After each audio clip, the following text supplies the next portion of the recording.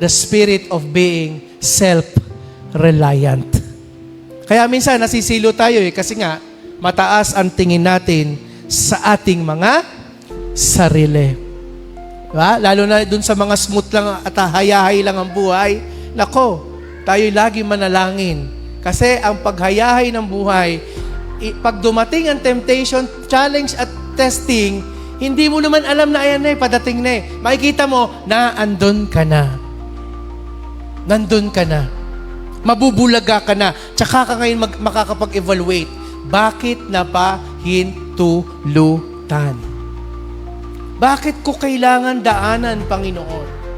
Bakit po namin kailangan maranasan? So mga kapatid, let's kill the spirit of being self-reliant. Malakas ang biyahe namin. Malakas ang aming pagsakay sa, ano yan? Halimbawa, barko, no? Malakas ang aming, ano tawag doon?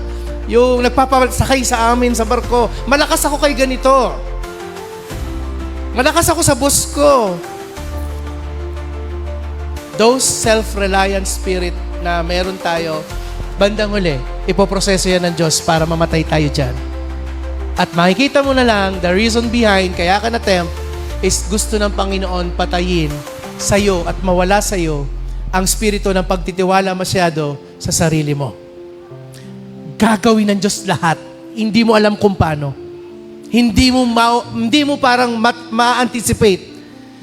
Makikita mo na lang, yun ang sagot, kaya nangyari. Kaya mga kapatid, much better na instead na mag-give in, is i-give up natin ng maaga mga bagay nito para wala ng tendencies na masilo pa tayo sa temptation.